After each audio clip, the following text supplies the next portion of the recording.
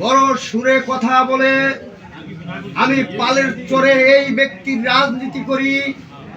এই ব্যক্তি সেই জিয়ার হাত ধরে রাজনীতি করেছে। সেই ব্যক্তি 2014 সালে ওই সুরের স্বরে এই বাংলাদেশ ফ্যাসিস্ট সরকারে দলেরা লঞ্চ করে সেই ব্যক্তির নামে মামলা করেছিল।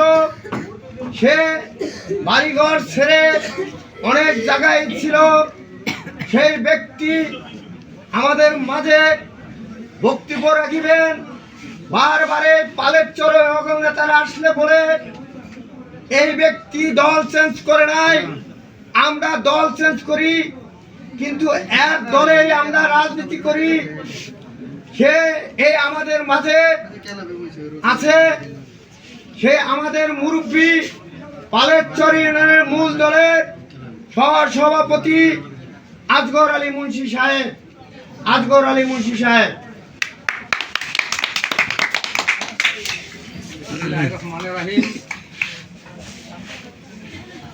বাংলাদেশ জাতীয়তাবাদী দল বিএনপি পালেশ্বর শাখা আয়োজিত যে আমাদের আলোচনা করতেছি, সেই আলোচনা শুধু আমাদের আলোচনা সভা না, আমাদের এই আলোচনা সভা হলো আমরা লিফটন বিতরণ করছি, এলাকা মানুষকে ঘরে ঘরে পৌঁছে দিয়েছি, দোকানে দোকানে মনে করেন আমাদের আসলামের বাণীটা ঘরে পৌঁছে দিয়েছি।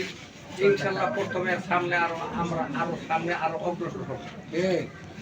আমাদের একটা কথা হইল কোনটা, আপনারা জানেন পালেশ্বরে যে বর্তমানে যে বৈষম্য আরম্ভ হয়েছে, আমি দাদিরা থানা কমিটির নেতা কর্মীদের জন্য আহ্বান করছি, আপনারা অতি তাড়াতাড়ি আমাদের এই মীমাংসা করুন। আর যদি মীমাংসা না করেন তাহলে মনে করেন ভবিষ্যতে পালেশ্বরটা হাঙ্গামা দাঙ্গামা হয়ে গেলে আমাদের বদনাম হবে। এই বদনাম থেকে বাঁচার জন্য, এই বদনাম থেকে পরিত্রাণ পাওয়ার জন্য আমি নেতা কর্মীকে বারবার আহ্বান করছি, আপনারা এটা মীমাংসা করার চেষ্টা করুন। আর যদি না করেন তো সামনে বিএনপির মধ্যে একটা স্পন্দন হলে অনেক কিছু ক্ষয়ক্ষতি হয়ে যেতে পারে। আমি ক্ষয়ক্ষতি চাই না, এই কারণে আমি আপনাকে আবার আহ্বান করছি।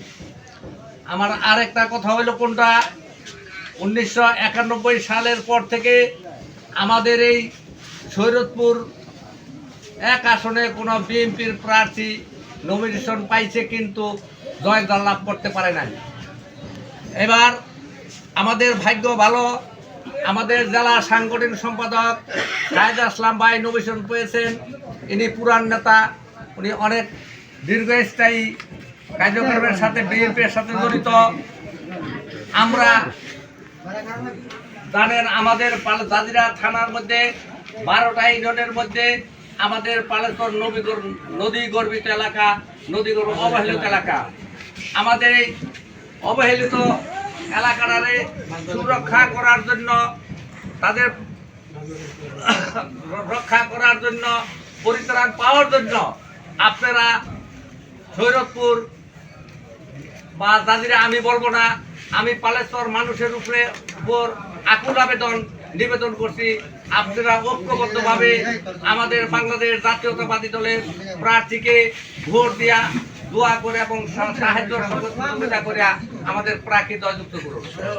আর যদি মনে করেন আমাদের এই দেশে, যদি মনে করেন আপনারা জানেন, আমরা অনেক টিভিতে অনেক টকশোতে শুনি যে বাংলাদেশ জাতীয়তাবাদী দল এখন একটা বড় দল ছিল, আওয়ামী লীগ, সে আওয়ামী লীগ এখন নাই, এখন বাংলাদেশ জাতীয়তাবাদী দল বড়, সে বিএনপিতে ক্ষমতায় আসবে। আর যদি আমরা এই অবহেলা করিয়া যদি একজন স্বতন্ত্র প্রার্থীকে নির্বাচিত করি, আমাদের কপাল আবার সেই আগের মতনই থাকবে, আমাদের ভাগ্যের কোনো পরিবর্তন হবে না। সেই কারণে বারবার অনুরোধ করছি, আমাদেরকে ঐক্যবদ্ধভাবে আমাদের দেশটাকে বাঁচান, আমাদের ইজ্জতটাকে বাঁচান। তার সাথে সাথে আমি আরেকটা কথা বলতে চাই, আমাদের ম্যাডাম খালেদা জিয়া, সে আপসহীন নেত্রী, সে 1990 সালে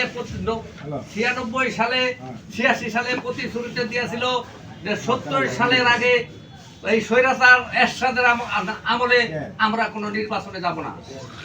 তখন মনে করেন এই প্রতিশ্রুতি রক্ষা করার জন্য 88 সালে সাবেক প্রধানমন্ত্রী পলাতক প্রধানমন্ত্রী সে এরশাদের নির্বাচনে অংশগ্রহণ করছে আমাদের ম্যাডাম খালেদা জিয়া অংশগ্রহণ করে নাই।